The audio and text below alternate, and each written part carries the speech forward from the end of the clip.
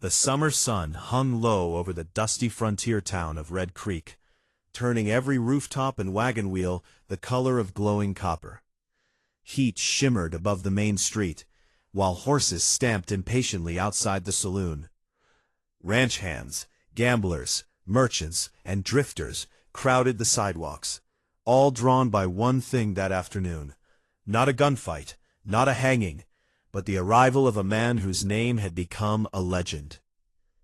They called him El Apache. No one seemed to know whether it was his real name. Some claimed he had once been a fearless Apache warrior who later built the largest cattle empire in the territory.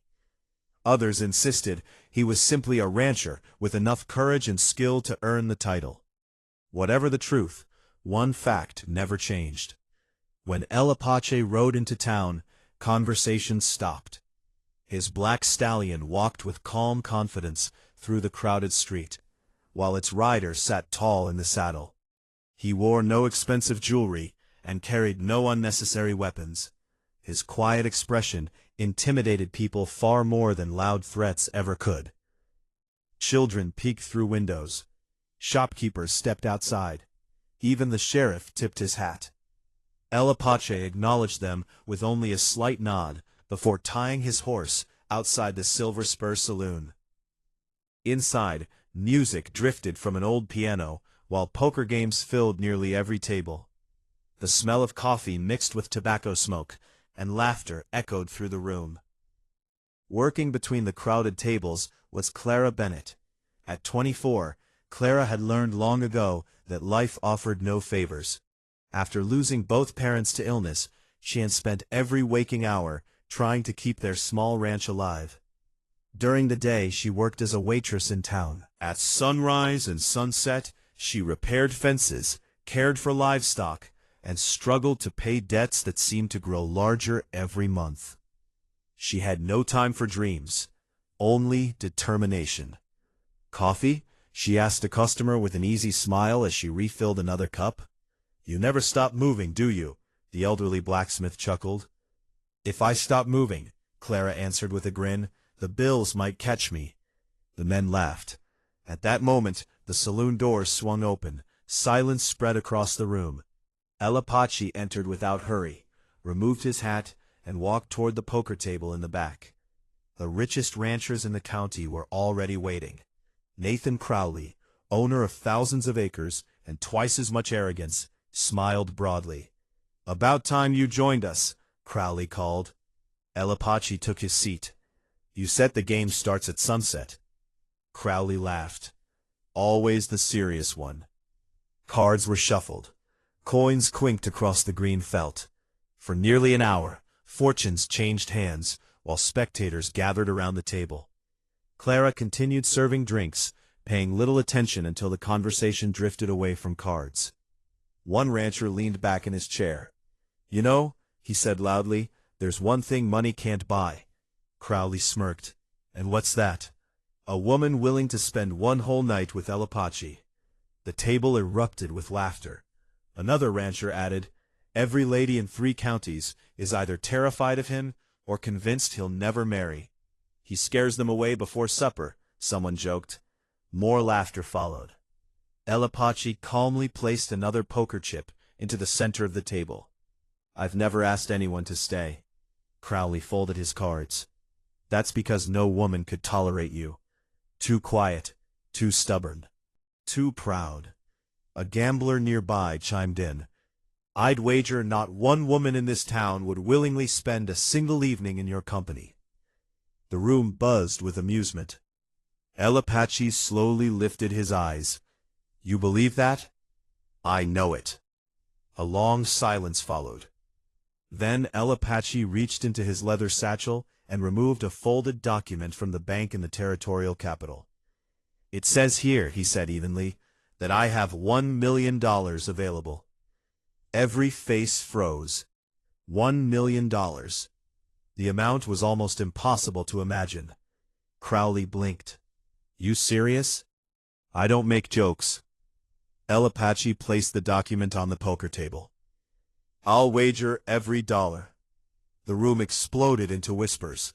For what? Crowley asked. Apache's expression never changed. If one woman willingly spends the evening with me, from sunset until sunrise, and still chooses to remain when the morning comes, the million belongs to her. And if she leaves, I keep my money. Crowley burst into laughter. That's the safest wager ever made. The gamblers immediately agreed. No woman's taking that bet. Not for all the gold in the territory. He's impossible. Clara rolled her eyes while collecting empty glasses. Men, always turning everything into a contest. She tried to ignore them until Crowley shouted loud enough for the entire saloon to hear. Any volunteers? Silence. Women serving food avoided eye contact. Several patrons chuckled nervously. Nobody moved. Crowley leaned back triumphantly. Told you. Clara carried another tray toward the kitchen. As she passed the poker table, she glanced at the bank document lying beside the cards. $1 million. With that money she could pay every debt, repair her family's ranch, hire workers, save neighbors whose land was disappearing to wealthy cattle barons. Her heart began to race, not because of Apache, because of opportunity. She stopped walking. The room remained silent. Slowly, Clara turned around. I'll do it. The words were calm but unmistakable. Every conversation in the saloon ended instantly. Heads turned toward the young waitress. Crowley's grin vanished. You? Clara met his stare without hesitation. You asked for a volunteer. Several customers exchanged astonished looks. You know who he is? Someone whispered. I know exactly who he is.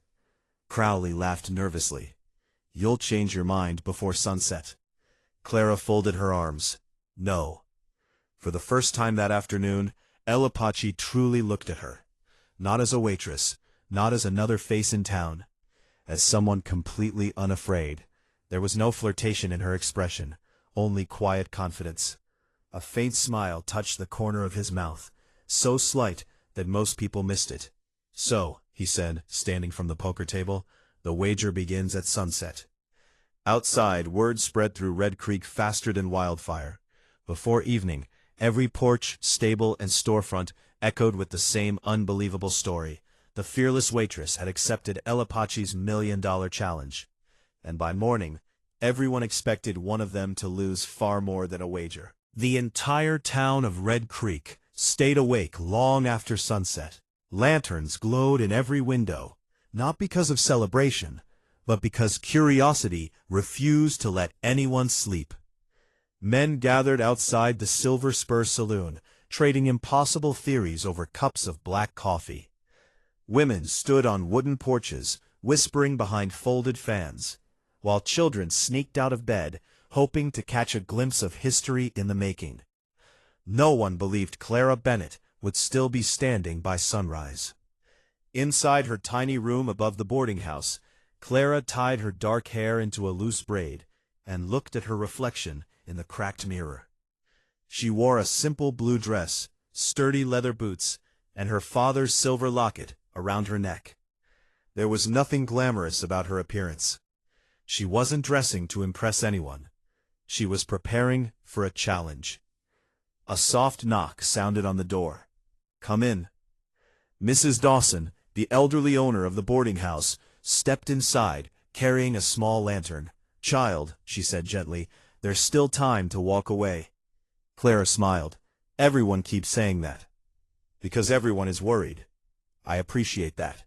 Mrs. Dawson hesitated before asking the question everyone else wanted answered.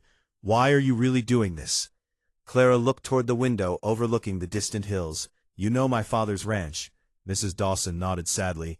The bank will take it before winter. They already sent another warning. Her voice remained calm, but her fingers tightened around the silver locket. I've worked every day for 3 years. I've sold horses, planted crops, repaired fences, even taken this job at the saloon. She laughed quietly. And somehow I owe more money than when I started. Dawson placed a comforting hand on her shoulder. So, it's about the million. It started that way. And now? Clara paused. Now I also want to know why everyone fears a man they've barely spoken to. Across town, El Apache returned to his sprawling ranch. The ranch house stood alone, beneath towering cottonwood trees, beside a winding river. Unlike the enormous mansions owned by wealthy cattle barons, his home was built from sturdy timber and stone, practical rather than extravagant. His longtime foreman, Samuel Ortiz, waited on the porch. "You accepted the wager." "I did." Samuel folded his arms. "You know this is going to become the biggest story in the territory." "I expected that." "But why?" El Apache removed his hat and looked toward the fading sunset. "For years they've judged me without knowing me." Samuel nodded. "They call you cold. They call me worse. So why prove anything now?" El Apache remained silent for several seconds. Finally he answered, "I'm not proving anything to them." "Then to who?" He looked toward the road leading back to Red Creek. "Myself." Samuel smiled faintly. "In all the years I've known you, tonight is the first time you've sounded uncertain." "Perhaps." As the last rays of sunlight disappeared behind the mountains, Clara saddled her old mare and began the ride toward El Apache's ranch. The road stretched through open prairie covered with tall grass, dancing in the evening breeze. Instead of fear, she felt curiosity. The stories about El Apache refused to fit together. Some claimed he never smiled. Others insisted he secretly donated food during harsh winters. Some believed he hated settlers. Others said he employed anyone willing to work honestly. Someone had to be wrong. Or perhaps everyone was. Nearly an hour later, the ranch appeared beyond a line of cottonwood trees. Lanterns illuminated the porch. El Apache stood waiting. He offered a polite nod. "You came." "I said I would." "I know." He stepped aside. There were no servants lined up to greet her. No grand display of wealth. No attempt to impress. Inside, the ranch house felt warm and surprisingly simple. Shelves filled with books covered one wall. Handmade blankets rested over sturdy wooden chairs. A large stone fireplace crackled softly, filling the room with comforting warmth. Clara looked around. "I expected something different." "Most people do," she smiled. "They also expect you to growl at everyone." "I disappoint them often." It was the first hint of humor she had heard from him. She almost laughed. Samuel entered carrying 2 steaming bowls. Supper. The meal consisted of beef stew, fresh bread, roasted vegetables, and coffee. Nothing extravagant, everything homemade. During dinner, silence settled between them. Not awkward silence, but thoughtful quiet. Finally, Clara spoke. "Can I ask you something?" "You may." "Why make this wager?" El Apache set down his spoon. "For years, people have created stories about me." "They certainly have. They believe they know my character. And I wanted someone willing to meet the real man instead of the legend." Clara studied him carefully. "So this wasn't about proving women couldn't handle you." "No. It was about proving no one bothers to understand you." He nodded once. "Exactly." Clara leaned back in her chair. "You could have simply invited someone to dinner." "I tried."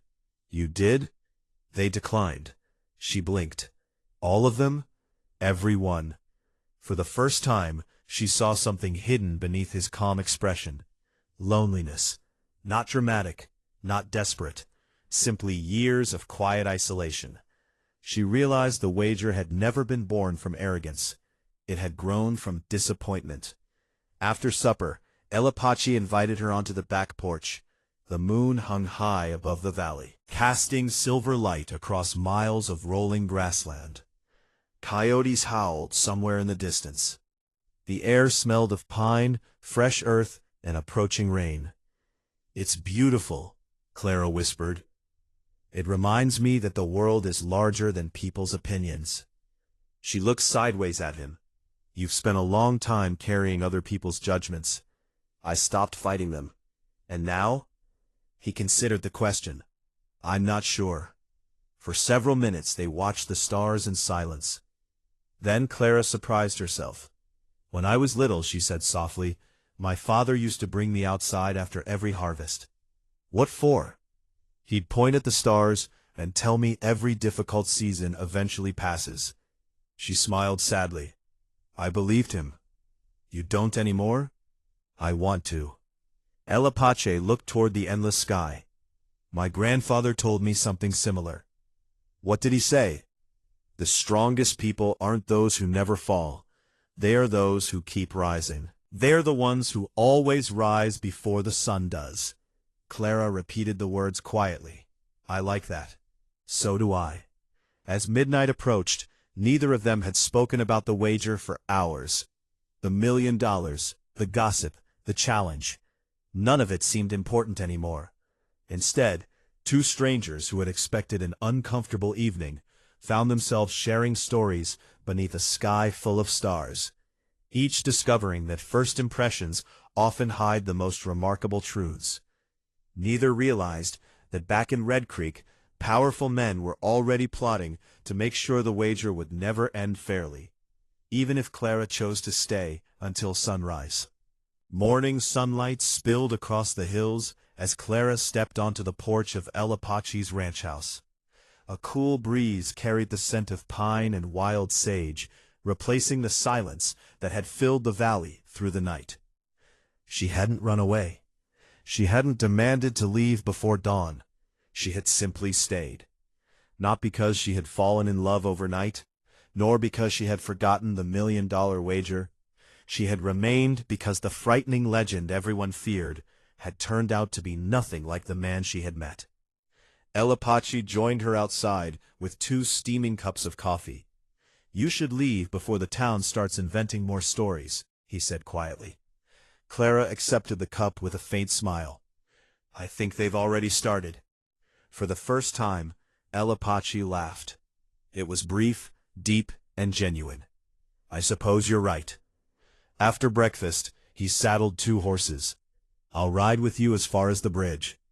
"You don't have to." "I know." They rode through the valley beneath a bright blue sky. Somehow, the silence between them felt comfortable instead of awkward. At the wooden bridge crossing the river, Clara pulled on the reins. "This is far enough." Apache nodded. "I imagine your victory won't make many people happy." "It should. It won't." She studied his face. "You knew that before making the wager." "I did." "Then why continue?" He looked toward Red Creek in the distance.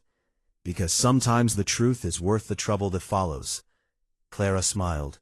"I'll remember that." They parted ways. Neither noticed a pair of riders watching from a distant hill. Nathan Crowley had been waiting since sunrise.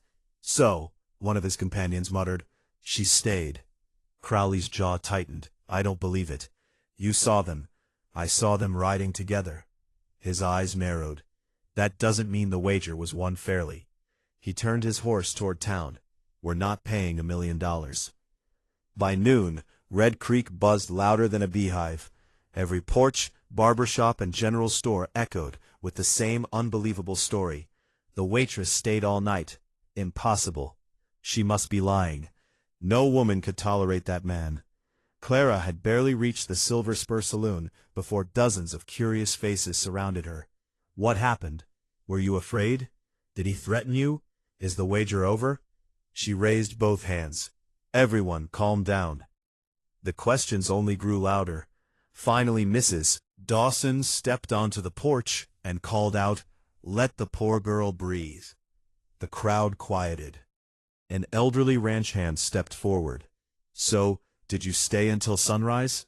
"Yes." A murmur swept through the crowd. "And?" Clara answered honestly. "He treated me with respect." Silence. "He never insulted me." More silence. "He never tried to frighten me." Someone frowned. "What did you do all night?" "We talked." The answer disappointed nearly everyone. "You talked?" "We ate dinner." "That's all?" "We watched the stars." People exchanged confused glances. The terrifying legend had apparently spent an evening discussing family, dreams, and life beneath the night sky. It wasn't the scandal they had hoped for. Nathan Crowley pushed through the crowd. I don't believe a word of it. Clara folded her arms. That doesn't change the truth. You expect us to hand over $1 million because you shared supper? I expect you to honor the wager. Crowley laughed loudly. The wager was that you could handle a night with Apache. I did. According to who? According to the agreement. Crowley shook his head. I think you made a secret arrangement. Gasps spread through the crowd. Clara's eyes hardened. What are you accusing me of? I'm saying no one changes their opinion of Apache in one evening. I didn't change it. You praised him. I simply described what happened. Crowley stepped closer. Then you're either lying, he paused deliberately, or he paid you. The accusation echoed across the street. Clara's face flushed with anger. My father taught me many things before he died. She looked directly into Crowley's eyes. But he never taught me to sell my honesty.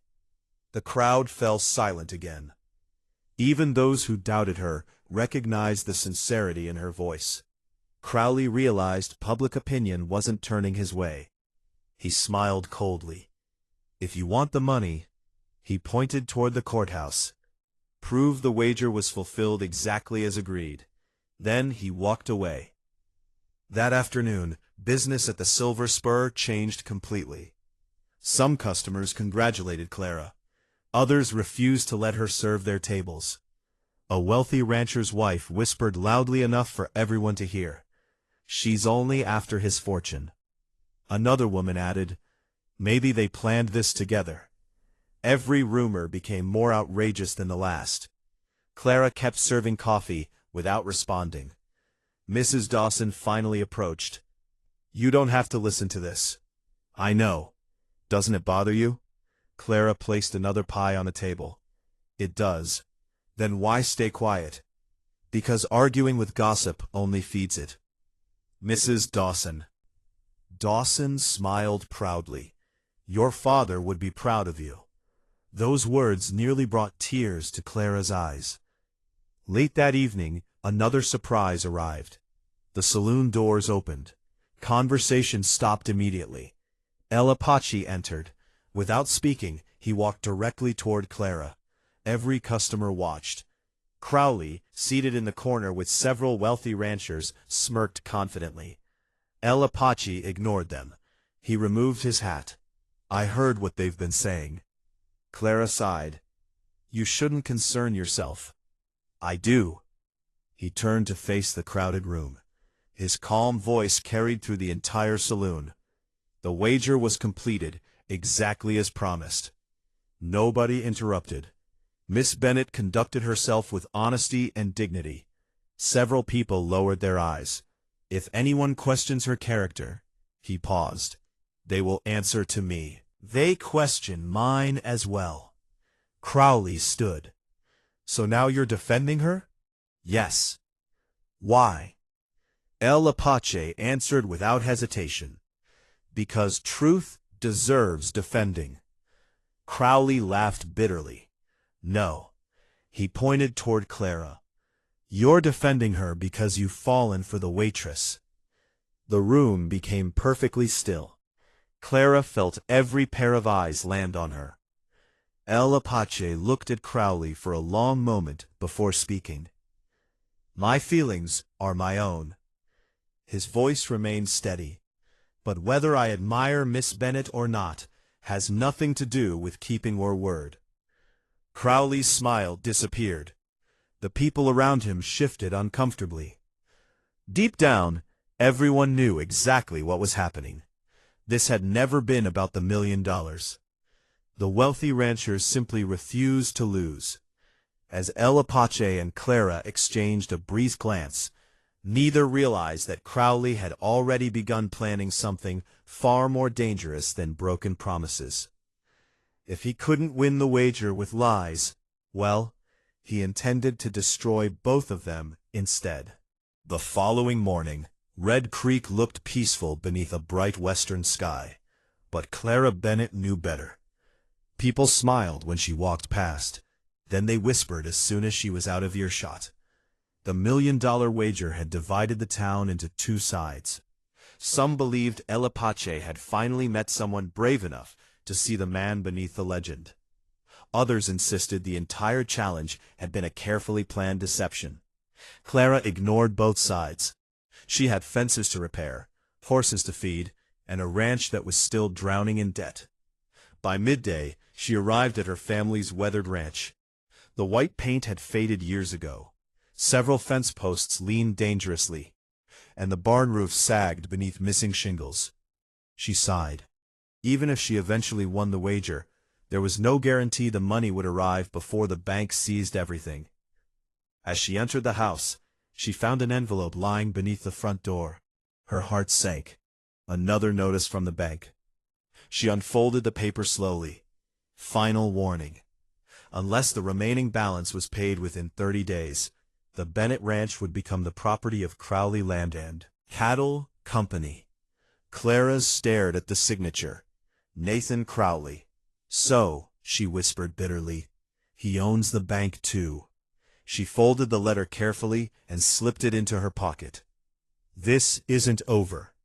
That afternoon, Apache rode into town for supplies. As he tied his horse outside the general store, the sheriff approached. Morning. Apache nodded. Sheriff. The older man looked uncomfortable. I've got some advice. I'm listening. Leave the wager alone. Apache raised an eyebrow. The town is restless. Because a promise might actually be kept? The sheriff lowered his voice. You don't understand who you're fighting. I know exactly who they are. They practically own this county. They own people because everyone lets them. The sheriff sighed. I don't want trouble. Neither do I. But sometimes trouble comes looking anyway. The sheriff couldn't argue with that. Later that evening, Clara stopped by Mrs. Dawson's boarding house, carrying fresh bread. She found the elderly woman reading old newspapers beside the fireplace. You look worried, Mrs. Dawson observed. I received another foreclosure notice. Mrs. Dawson frowned. Signed by Crowley? Clara nodded. The old woman walked to a dusty bookshelf and removed a wooden box. I've been saving these. Inside were newspaper clippings dating back nearly 15 years. Clara looked puzzled. What are these? Stories. About what? Mrs. Dawson smiled. About Nathan Crowley's rise to power. Dawson spread several papers across the table. Families who mysteriously lost their ranches. Clara examined the headlines. Local farm sold at auction. Small ranch destroyed by fire. Bank seizes property after missed payment. One article caught her attention.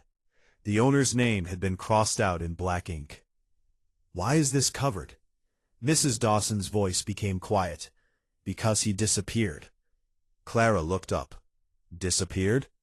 He challenged Nathan Crowley in court. What happened? No one knows. Silence filled the room. Clara slowly realized something disturbing. Every family who resisted Crowley had eventually lost everything. Sometimes through debt, sometimes through accidents, sometimes through fear.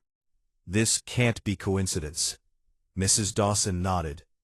I've believed that for years, but no one ever proved it, until now. Clara looked confused. Dawson pointed toward the folded foreclosure notice in Clara's hand. Crowley finally became careless. The next morning, Clara visited the county courthouse. Dust-covered shelves filled with decades of property records. The elderly clerk adjusted his spectacles. Looking for something? Land deeds. Which ranch? Bennett. The clerk searched through several large books before placing one on the counter. Clara carefully examined the records. Her family's ranch had changed very little over the years. Everything appeared legal, until she noticed something strange. Several neighboring ranches had identical handwriting on completely different documents. The signatures looked copied. Her heart began pounding. She requested another ledger, then another. The pattern repeated itself. Properties sold years apart, all contained the same witness, the same handwriting, the same approval stamp. "That's impossible," she whispered. The clerk overheard her. "Find something interesting? Who approved these transfers?" He looked at the page. His expression changed immediately. He hesitated. "I shouldn't discuss that." "Why not?" He quietly closed the ledger. "For your own safety." That afternoon, Clara rode straight to El Apache's ranch. Samuel greeted her. "He's repairing fences near the north pasture." She thanked him and followed the trail. A few minutes later, she spotted El Apache replacing broken rails. He smiled faintly. "I wasn't expecting company. I found something." Her serious expression erased his smile. She handed him copies of several property records. He studied them carefully. "The signatures. You noticed. They're nearly identical. I think they're forged." El Apache read every page twice before speaking. "My grandfather warned me." "About Crowley?" He said powerful men rarely steal with guns. "How do they steal?" "With paper." Clara nodded slowly. "I think dozens of ranches were taken illegally, perhaps more." He folded the documents carefully. "If this is true, it changes everything." It already has. That evening, they visited an elderly rancher named Thomas Grady, whose family had lost their land 10 years earlier. The old man invited them inside. When Clara showed him the copied signatures, his hands began trembling. "I remember this." "You do?" "They made me sign papers after my wife died." "What papers?" "They said it was a payment extension." He closed his eyes. "They owned my ranch." "Were you given a copy?" "No." "Did you understand what you signed?" "They wouldn't let me read it." Clara exchanged a troubled glance with El Apache. The old man continued quietly. "I wasn't the only one." "How many?" Thomas looked toward the window. "More than I can count." As darkness settled over the valley, El Apache and Clara rode back toward his ranch. Neither spoke for several miles. Finally, Clara broke the silence. "The $1,000,000 wager. It doesn't matter anymore." "No." She looked toward the stars. "It led us here." El Apache nodded. "Sometimes fate opens one door so we'll discover another." She smiled. "I used to think this challenge was about money. And now, it's about every family that lost a home." El Apache looked ahead toward the distant lights of Red Creek. "Then we keep digging." Unknown to them, 2 riders watched from a nearby ridge. One lowered a spyglass. "They've started asking questions." The other rider turned his horse. "We should tell Mr. Crowley." Within the hour, Nathan Crowley listened carefully as the men described everything they had seen. His confident smile slowly disappeared. "So," he muttered, "they found the records." He walked to his office window overlooking the sleeping town. "I offered them gossip. They chose the truth." He turned back toward his men, his eyes colder than ever. "If they reach the judge with those documents—" He paused. "Everything we've built will collapse." One of the riders swallowed nervously. "What are your orders?" Crowley answered without a moment's hesitation. "Burn the evidence."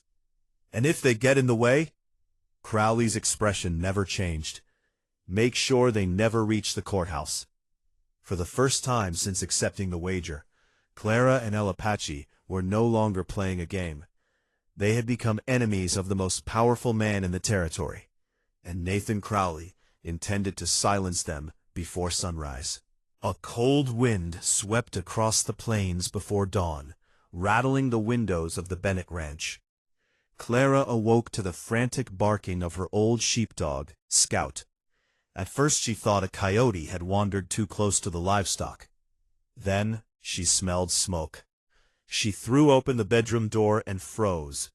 Orange flames licked the walls of the barn, climbing higher with every passing second. Sparks flew into the dark sky, while terrified horses kicked against their stalls. My horses. Without stopping to think, Clara grabbed a bucket and rushed outside. Heat struck her face like a furnace. She splashed water onto the nearest wall, but it made little difference. The fire had already spread through the dry timber. A loud crack echoed through the yard as part of the roof collapsed. "Easy, easy," she shouted, racing to the stable doors. She managed to free 2 frightened horses before another beam crashed to the ground, blocking the entrance. Tears blurred her vision. Hoofbeats thundered across the field. A rider burst through the smoke. El Apache. He had seen the glow from his ranch nearly 2 miles away and ridden through the night without hesitation. "Clara, I'm here!" Without waiting for an answer, he jumped from his horse, wrapped a heavy blanket around his shoulders, and charged into the burning barn. "Don't!" Clara screamed. The smoke swallowed him whole. Seconds felt like hours. Finally, El Apache emerged, coughing heavily as he led the remaining horses into the open pasture. The exhausted animals scattered across the field. Another deafening crash followed as the entire barn roof collapsed into a mountain of flames. Clara stood silently beside him, watching everything her father had built disappear before her eyes. "I couldn't save it," she whispered. El Apache gently placed a hand on her shoulder. "You saved what mattered." She looked at the frightened horses grazing nearby. "They're alive. So are you." For several minutes, neither spoke. The fire slowly died as the first rays of sunlight touched the horizon. By mid-morning, the sheriff arrived with 2 deputies. He examined the charred remains carefully. This wasn't an accident. Clara looked up. "You can tell?" He knelt beside the broken doorway. Someone poured lamp oil along the outside walls. One deputy discovered a scorched glass bottle half buried beneath the ashes. The sheriff sighed. "Deliberately set." Clara clenched her fists. "I knew it." Before anyone could continue, another rider galloped into the yard, carrying a folded newspaper. He handed it to the sheriff. The headline covered nearly half the front page. "Apache ranch owner suspected in Bennett fire." Clara stared in disbelief. What? The article claimed several anonymous witnesses had seen El Apache riding toward the ranch shortly before the fire. The sheriff lowered the paper slowly. "This was printed before I even arrived." El Apache read the headline. "They prepared this in advance." Clara understood immediately. They expected everyone to believe you started the fire, so they could destroy your home. And upon, and blame you. The sheriff removed his hat. "I don't believe these accusations." "But others will," El Apache replied. By afternoon, angry townspeople gathered outside the sheriff's office. Some demanded El Apache's arrest.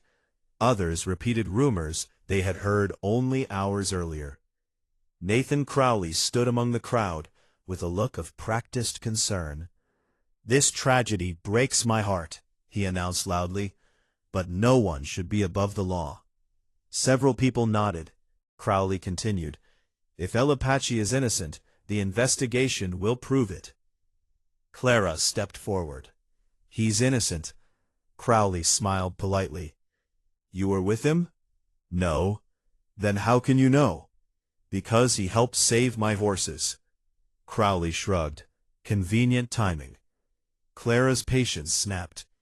"You knew my ranch was in danger long before today." Crowley's smile faded.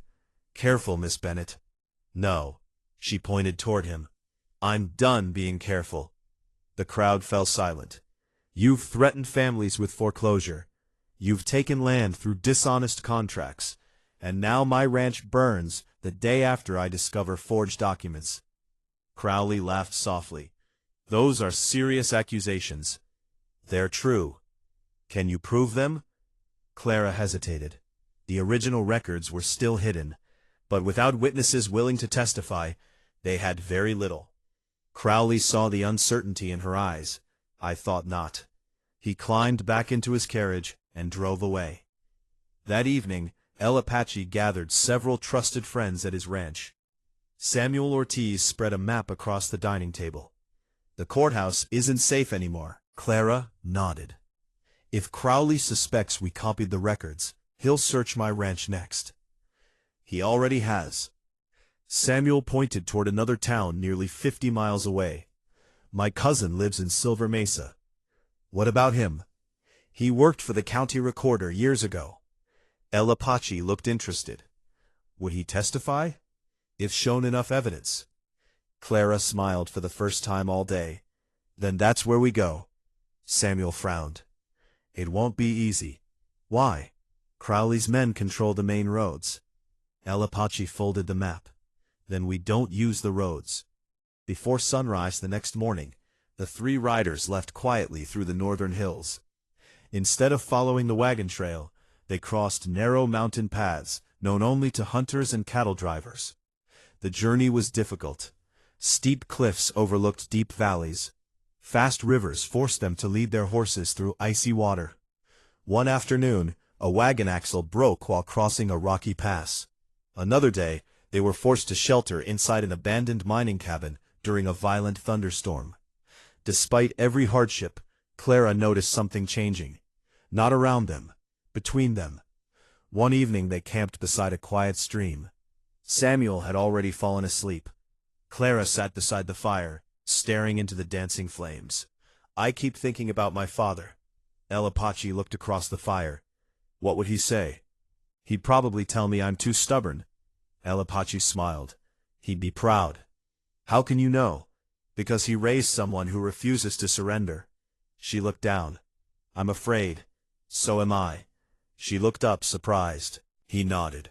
Not for myself. For you. The words hung gently in the night air. Clara's heart beat a little faster. She realized the fearless man everyone admired wasn't fearless at all. He simply chose courage despite his fear. She moved a little closer to the fire. He waited. I don't know what happens. Neither do I. But I'm glad I accepted that wager. He smiled warmly. So am I. For a long moment, neither spoke. They simply watched the stars appear one by one above the mountains. No promises were made. No grand declarations of love. Only quiet trust growing stronger with every mile they traveled together. 3 days later they reached Silver Mesa. Samuel's cousin welcomed them inside his small office. After examining the copied land records, the elderly man removed his spectacles. I've seen handwriting like this before. Clara leaned forward. You have? He nodded slowly. These aren't isolated forgeries. What are they? He looked each of them in the eye. This is part of a scheme that's been operating for nearly 20 years. Silence filled the room. El Apache finally asked, Can you prove it? The old recorder walked to a locked cabinet and removed a thick leather ledger. I believe I can. Before he could open it, a gunshot shattered the front window. Glass exploded across the room. Everyone ducked instinctively. Outside, masked riders raced through the street. One of them shouted, Don't let them leave town alive. Clara and El Apache exchanged a determined glance. Their search for justice had finally uncovered the truth, and now the people behind the conspiracy were willing to kill to keep it buried. The first gunshot shattered the silence of Silver Mesa, sending townspeople diving for cover. Glass rained across the floor of the county recorder's office as masked riders thundered past on horseback. Get down! El Apache shouted. Clara dropped behind a heavy oak desk, while Samuel pulled the elderly recorder away from the broken window. Another bullet struck the doorframe. They've found us, Samuel said grimly. El Apache glanced toward the back entrance. We're leaving. But the ledger, Clara cried. The county recorder held the thick leather book tightly against his chest. It goes wherever I go. Using the brief pause between gunshots, the four slipped out the rear door and hurried into a narrow alley. Their horses were tied behind the building, exactly where El Apache had insisted they leave them. Ride, he ordered. Within seconds, they were galloping through the outskirts of town, with 6 masked riders close behind. The chase stretched across dry creek beds, rocky hills, and open prairie. Dust filled the air as hoofs pounded the earth. One outlaw fired again. The bullet struck a rock beside Clara, sending stone fragments flying. "Keep going," Apache called. Instead of trying to outrun their pursuers forever, he guided everyone toward a narrow canyon whose winding path he had crossed years earlier while driving cattle. The entrance was barely wide enough for 2 horses. As they reached it, Apache looked at Samuel. "You remember the old trail?" Samuel grinned. "I was hoping you would." They disappeared into the canyon. The outlaws charged after them. Halfway through the narrow passage, Samuel pulled a rope hidden beneath loose stones. A stack of weathered logs tumbled across the trail, blocking the canyon just as the pursuers reached the entrance. Their horses reared in confusion. By the time the riders found another way around, Apache and his companions were already miles away. 2 days later, they returned to Red Creek. Word spread quickly that Clara and Apache had come back, not alone, but with the former county recorder and a ledger containing decades of land records. Nathan Crowley heard the news from his office. His face turned pale. "So," he muttered, "they actually found it." One of his men shifted nervously. "What do we do now?" Crowley stared out the window toward the courthouse. "We finish this before tomorrow." The next morning, nearly every resident of Red Creek crowded into the courthouse. Farmers stood beside merchants. Cowboys squeezed shoulder to shoulder with miners. Even families from neighboring ranches traveled for hours to witness the hearing. Judge William Harper entered the courtroom, his expression stern. "This hearing concerns allegations of fraudulent land transfers involving Crowley Land and Cattle Company." Nathan Crowley rose confidently. "Your Honor, these accusations are nothing more than revenge from a disappointed waitress and a stubborn rancher." Several people nodded. Then Clara stood. She carried no speech, only the truth. "Your Honor," she began, "I accepted a wager believing I was fighting for enough money to save my family's ranch." She looked around the crowded courtroom. "I never imagined that wager would uncover something far greater." She placed the copied land records on the judge's desk. The county recorder followed, carefully laying the leather ledger beside them. "I kept these records for 20 years, he said. "I remained silent because I was afraid." The courtroom became perfectly still, but innocent families lost everything while I stayed quiet. He opened the ledger. Inside were original signatures, payment records, and correspondence proving dozens of land deeds had been altered before reaching the courthouse. Judge Harper examined several pages carefully. His expression darkened. He looked toward Crowley. "Do you deny these records?" Crowley hesitated. "They're forged." The recorder shook his head. "I wrote them myself." Silence. Samuel produced another box filled with letters from former ranch owners describing identical schemes. One by one, elderly farmers stepped forward. Thomas Grady testified. Then another widow. Then a retired blacksmith. Each story matched the last. False contracts, hidden clauses, threats, forced sales. The judge listened for hours. Finally, he removed his spectacles. "The evidence is overwhelming." Crowley slowly backed away. "This is a mistake." "No," the judge replied. "The mistake was believing no one would ever discover the truth." Harriff Collins stepped forward.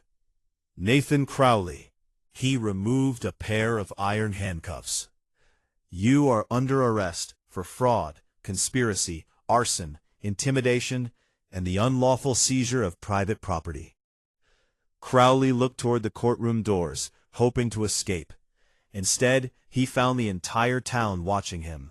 No one moved to help. For the first time in years, his wealth could not protect him. Several weeks later, the court ordered every fraudulent land transfer reviewed.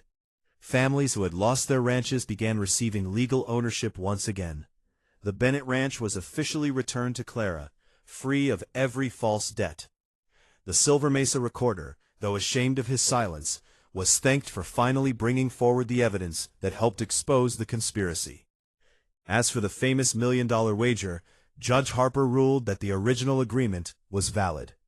Nathan Crowley's frozen assets were used to satisfy the debt.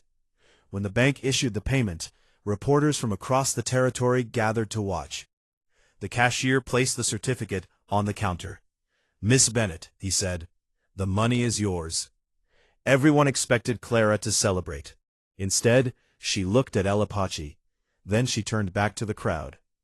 "My father believed a ranch wasn't measured by how much land one person owned." She smiled softly. "He believed neighbors should help one another."